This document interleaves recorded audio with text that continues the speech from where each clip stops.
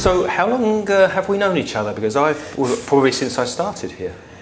Yes, 17 years. You seem to have been always here. I don't remember a time when you weren't here. When did you? I started in 97. Right. So it's 17 years, 16 years ago. In General San Martin. In General San Martin. Yeah. Yeah. So since then. And how long have you been teaching in Spain? In Spain since, this always frightens me, 1974. Did you start in Madrid. here? No, I started in Madrid in a language school called La Casa Inglesa. And at that time it was just a case, you speak English, you'll do, get in the class. You had an English passport and that was That was it. And interesting people, lots of Australians, lots of New Zealand, Canadians doing the same thing at that time. 74 was an interesting time in Madrid. So how did you what happened before that led you to start teaching English in Madrid? Well, I started my teaching life as a PE teacher, believe it or not.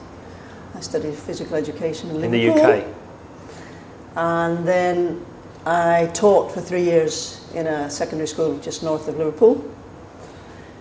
And then one day in the third year I sort of walked into the staff room and I sort of looked round and I thought, I think I don't want to be like this, so I want to get out for a bit. And had you travelled before that? No. Well, travelled, yes. With family, I've lived in various countries, but not for long periods. And at that time I thought, well, let's get out of here. And because I knew a little bit of Spanish, I thought, well, Spain's near enough if it's horrible to come back. And at least I'm not diving in right at the deep end. I've got a little bit of a head start. Where did the Spanish come from? School? Mexico. This is very interesting. I was born in Brazil. Really?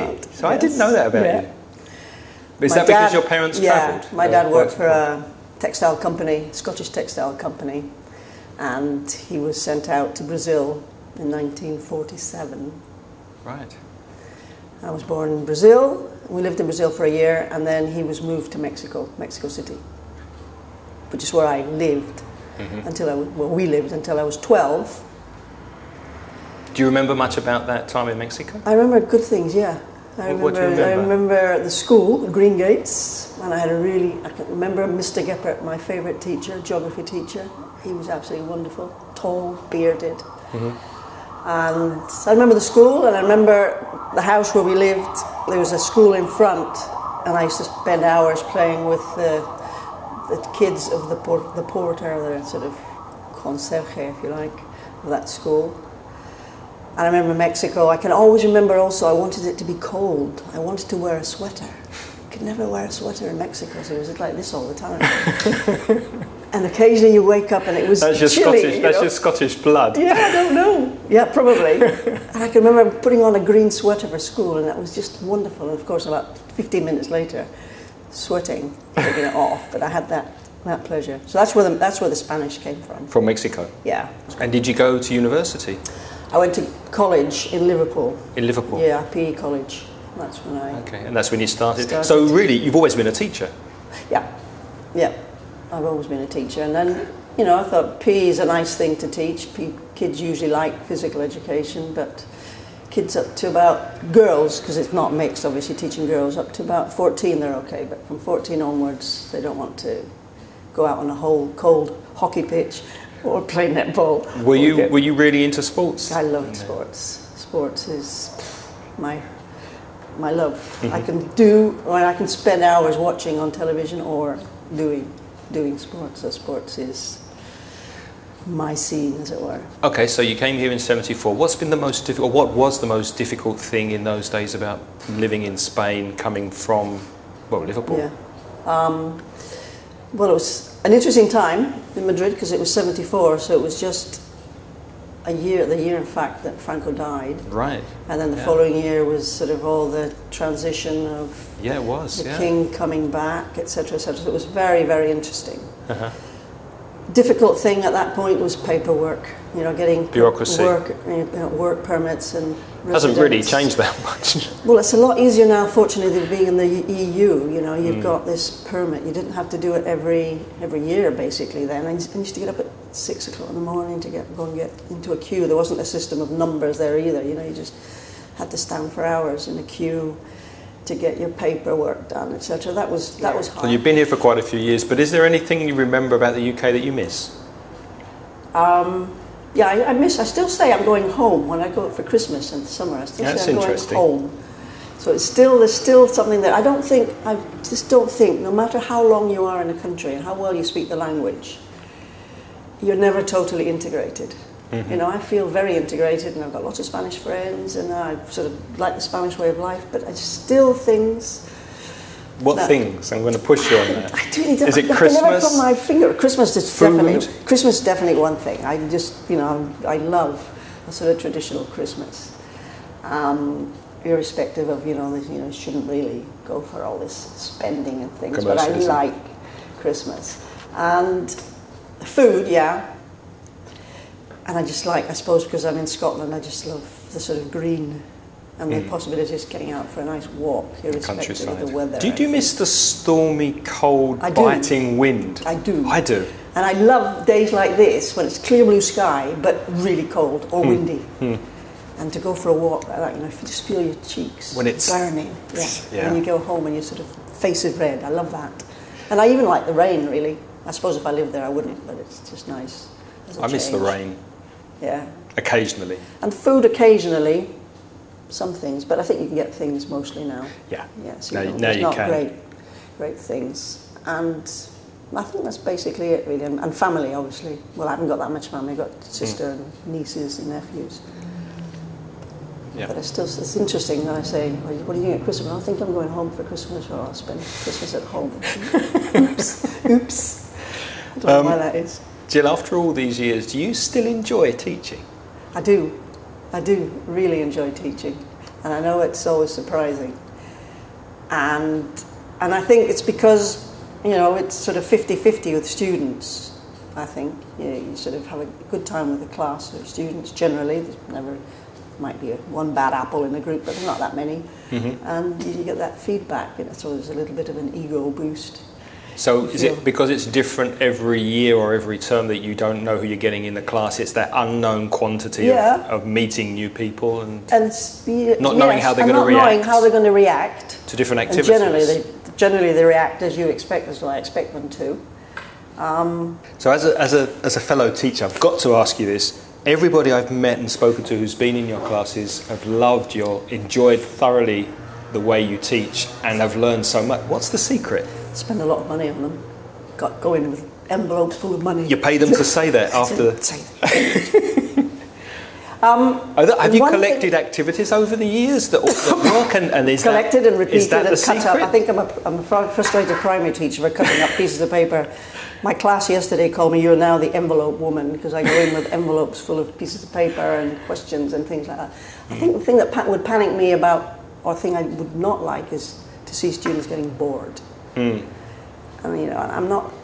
Even though we're using these wonderful new English file books, which you've got everything really on a tray for you don't need to do very much. Just walk in there. I still cannot just work through the material they're providing for us, and I sort of readapt stuff from the book or camouflage stuff that's in the book, and I just enjoy that, you know. And but isn't that in a way reinventing the wheel if they have got eclectic exercises worked into the series? Totally. But it works. Obviously maybe it works. It's conning me to think I'm doing something different, and it works. Yeah, you know, you sort of, as I say, it's probably a bit of camouflage. You're doing the same thing, but in a different way. Yeah. And I think that's it. And students, I think, because they come because they want. It's very easy to get them eating out of your hand. Which is not a very nice thing to say, but no, I know what you mean. Exactly what you mean. You've got them in your sort of win them over the first couple of lessons, and then the rest of the year is a dream. And there's nothing nicer than, you know, ego trip again at the end of when you sort of say, okay, it's time to finish, and they sort of, yeah, we finished, you know. Or when the lesson ends on a high and they go out chattering and there's this buzz because the last activity really. Or even in the break, sometimes if you've done something and there's 10 minute break and they go out and you see them talking maybe about a topic you've just been talking about or whatever. They sort of. There can't be many jobs, or maybe an actor, that give you that immediate satisfaction. No. I mean, maybe you get a pat on the back after you presented something or sold something or done something, but Teaching just gets that immediate feedback. And it's all sort of, you know, aren't I good sort of thing. No, hang on. The other thing, but something that's quite annoying is preparing material. You know, you spend hours thinking of an idea or reinventing the wheel, as you're saying, cutting up pieces of paper, and you spend maybe an hour and a half, and it's over in about 10 minutes in a class. It's like cooking, you know, you spend hours cooking. And then sit down, have this wonderful meal. In about half an hour, it's gone. What advice would you give for Spanish speakers learning English? That the usual, you know, it's not enough to come to class, and it's not really enough just to do your homework. You've got to do a lot more, and it's an uphill climb. I always say it's an inverted pyramid. You start with a little bit, putting things in when you come in first year, and you think, oh, this is easy.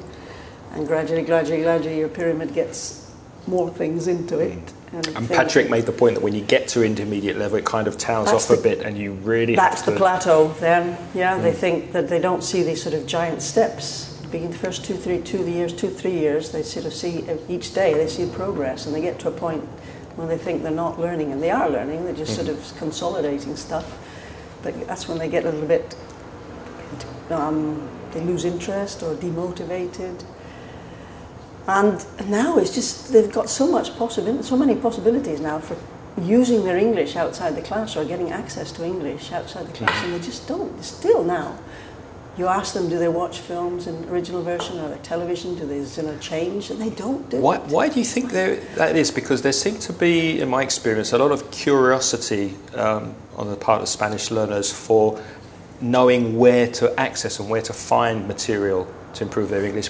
But they don't go and do it. They don't do it. You know, you say, you've got now more cinemas in Valencia doing films in an original version. It used to only be the Babel, but now you've got Yelmo and Kinepolis, and now the council is setting up stuff Thursdays. And there are intercambios in many places. In pubs and things, you can go and even on your television at home, you know, you've got, probably on your remote control, you've got the possibility of changing. And even if it's Spanish subtitles, somebody asked me yesterday, in fact, well, I can only get Spanish subtitles, but with the English, is that any good? And I said, well, that's fine, that's perfect. You know, at least you've got subconsciously English maybe going in, although you're reading.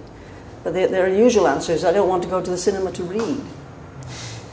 And I find, you know, when I go to the cinema and watch a film in English or with Spanish subtitles, I find myself reading the subtitles. It's very annoying. Naturally, no, I do too. And I sort of put my hand up like this, trying to cover the subtitles. And I understand what you're saying. It's automatic.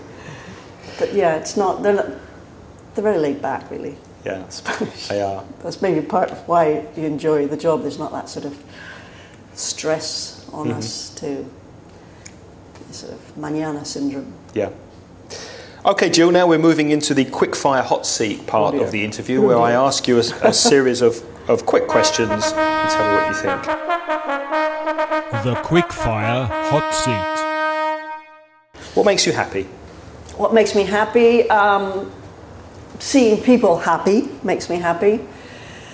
People around me, family are happy, and waking up on a day like this makes me happy. A nice glass of wine makes me happy. Little things. You don't need to be big things. Little things. Absolutely. Little things are sufficient. Little things mount up, make things happy. What makes you sad? Well, being maybe injustice, seeing what's happening now in Spain with lots of people losing their homes, etc. Obviously things that affect your family, struggling to find jobs themselves, etc. So, but, What one thing, if you were to tell someone about yourself, would they find it difficult to believe, apart from the fact that you were born in Brazil and grew up in Mexico? I think that's the surprise. That's a great one for class, because it's great when you're teaching sort of echo questions. It is perfect, because they say, now, really? Were you? True or false? Yes. Don't know if there's any secrets I've got that would surprise anybody. Maybe it was Spanish hockey champion at one point. Really? I played in Madrid. Yes, we went to the European Championships.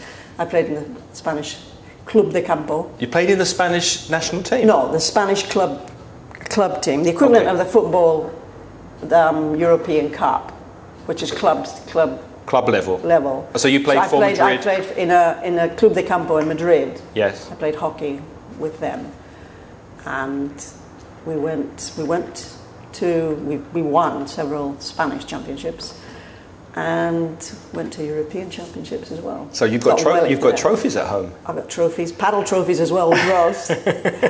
Those are easier to come by, but yes, trophies, so maybe that. If you could change something about your character, what would you change?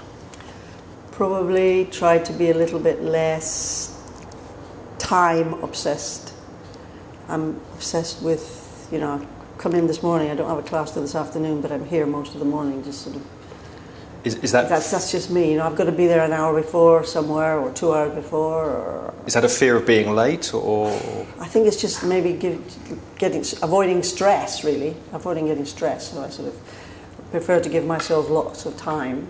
Are you like just that? in case syndrome. Are you like that when you travel? Yes, dreadful. Martin said Dreadful. that, yeah. Dreadful.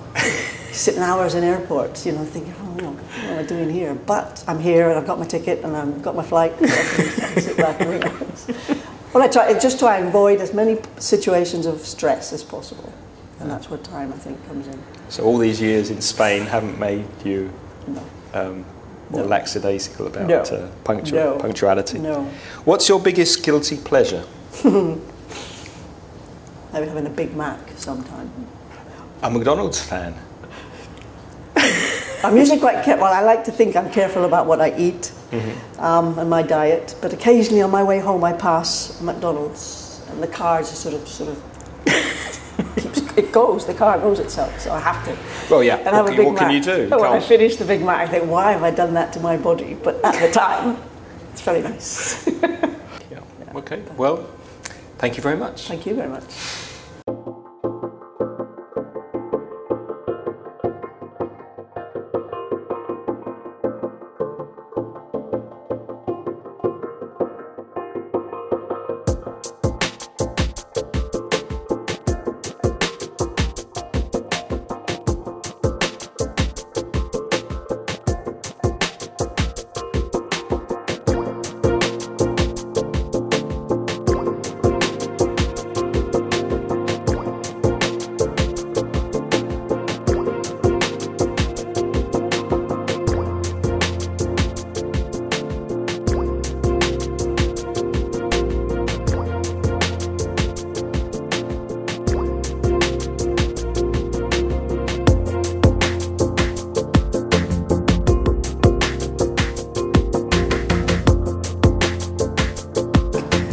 And at least I'm not diving in right at the deep end. I've got a little bit of a head start.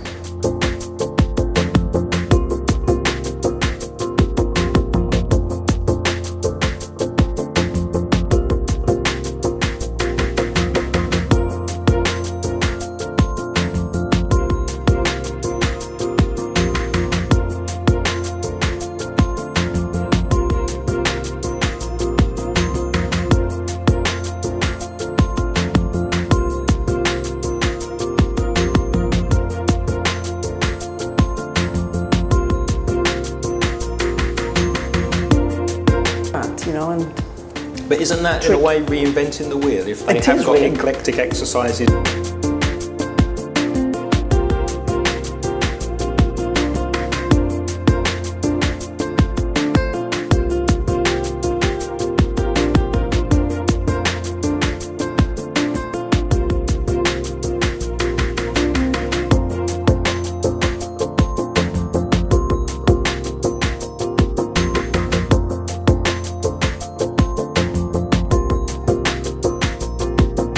to get them eating out of your hand.